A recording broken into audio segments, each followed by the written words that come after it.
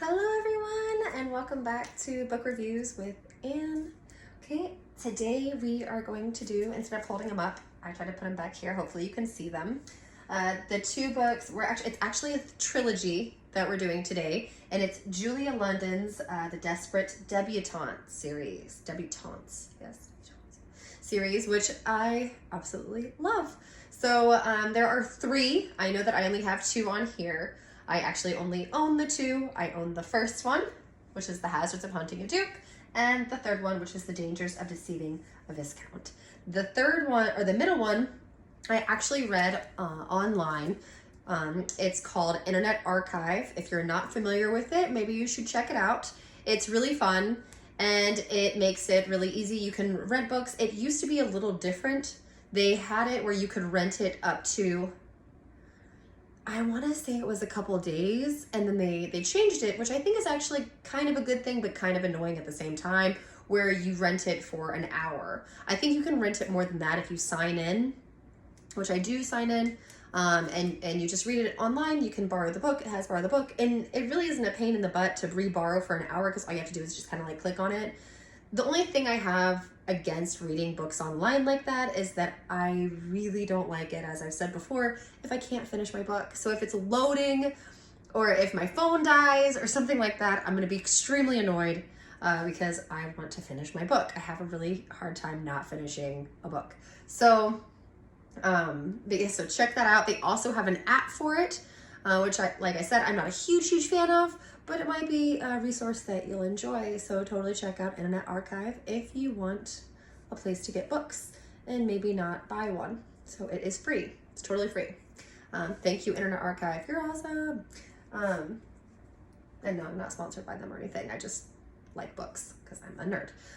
So these two books, I'm going to go over how much they cost, and the third one, what I found as well. I'll try to keep it kind of quick. So the first one of the series, like I said, The Hazards of Hunting a Duke. This one on Thrift Books was $6.29. You can find it on Amazon. Audiobook for $5.95. All of them were $5.95 on Amazon for audio, by the way. Kindle was $8.99. And let's see, the hardback was $29 and the paperback was $23, which is pretty darn high, I think, for, I don't know what's going on there. Barnes & Noble, you can find the guy for $9.99. Okay, the second book series, which is the one that I don't have, The Perils of Pursuing a Prince. There's a lot of P's in there. Perils of Pursuing a Prince, which out of the three may be my favorite, but I'll touch on that in a second. This one was $10.29 on Thrifty Books.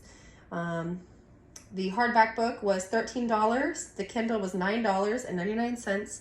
The paperback version was $22, and I think that's it. And then if you want to find it on Barnes & Noble, I found it for $23.99, which is, again, extremely high. So maybe it's a hardback in Barnes & Noble. I have no idea.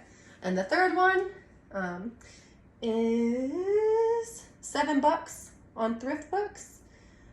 It is, let's see, $13 on Amazon, $9.99 for the Kindle, and $20 as well for the paperback. And then you can find that guy also for $23.99 at Barnes & Noble. Like I said, kind of high. These were written in 2006, 2007, because I have the Outlier books. So, and then the lust meter on these is an 8. Now, I do have to stop for a second and say that the last video I did, I talked about Julia Quinn and the 10 Things I Love About You. And I gave her a lusty rating of 6. And I think I would actually pull that back because there was a lot of like talk about like thinking about engaging in, fun matters, but there wasn't actually a ton of deed. Now, Julia London is, I really enjoyed this. This is not kid friendly. If there's a child listening, please stop. So these are really fun for me. This is what I like. I like it because even though they do have like a virgin element, they don't really like focus in on how much the first time sucks and then the guy makes it awesome. It's, they kind of gloss over that part and just have fun with the actual act.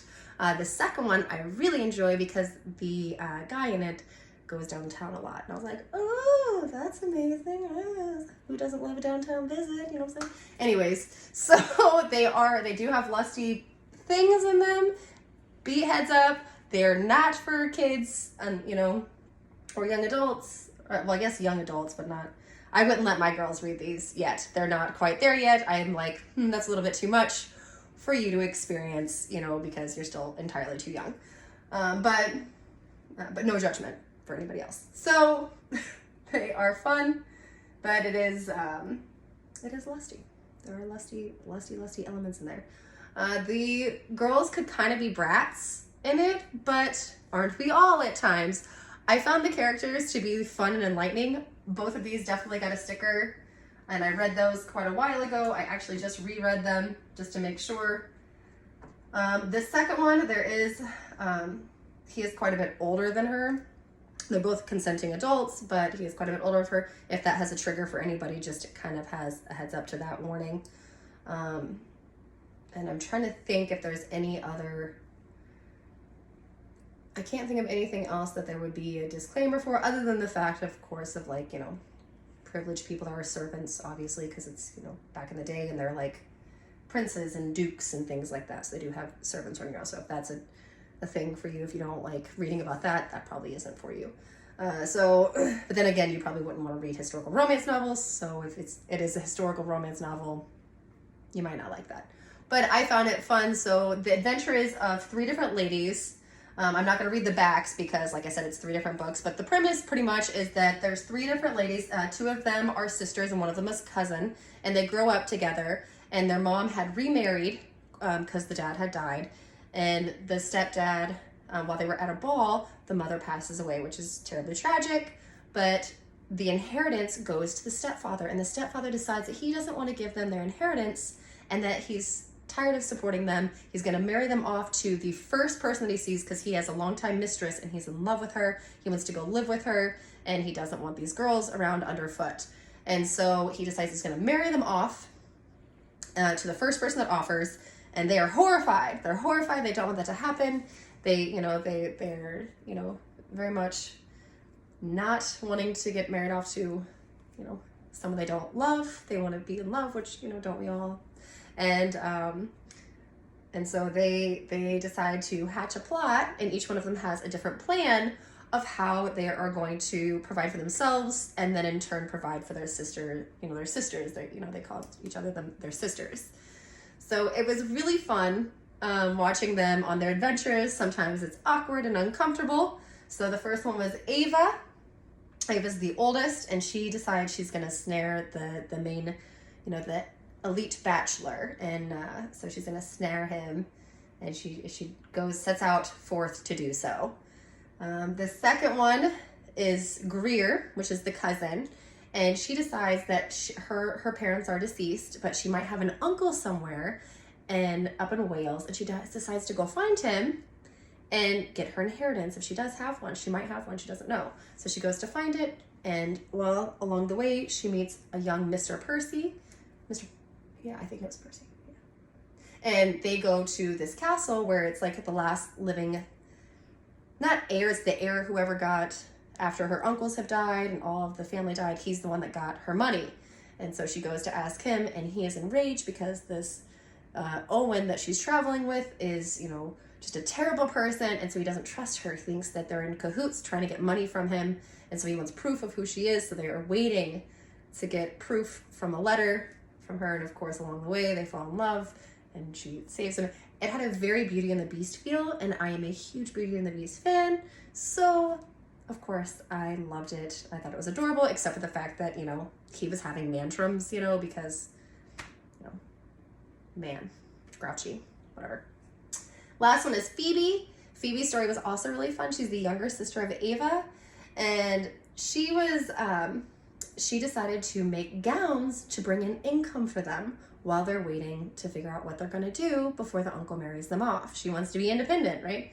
So she starts making gowns, but of course that was scandalous. Young ladies couldn't go on a trade, and she would be completely ruined if anybody found out. So she did it under a secret name, and of course the dressmaker that they were going through found out it was her and started blackmailing her. And so she has to go and make clothes for this family, and the children there are brats, and she kind of helps them see that and falls in love with the head guy along the way. So like I said, very fun series, lots of fun things in there, and playful. It's playful, very well written. I love Julie London. She did a great job. Good job, Julia. Love your books. And so if you want a fun one to read, this one is something I would definitely recommend all the way. I did try to find a box set because I felt like it was kind of high per book. So if you're not feeling like buying them, I would recommend either a second price bookstore or thrift books, even though they're still kind of high on thrift books, or give Internet Archive a try. I think that it's a library-based service, so it's just like a library. It's just on your phone, and you don't have to be a part of an individual library. You can just do it on your phone for free and sign in, and you can read them there. So, options, yay! All right, that's it. Thank you so much for listening, and I will talk to you guys again soon. So, thanks.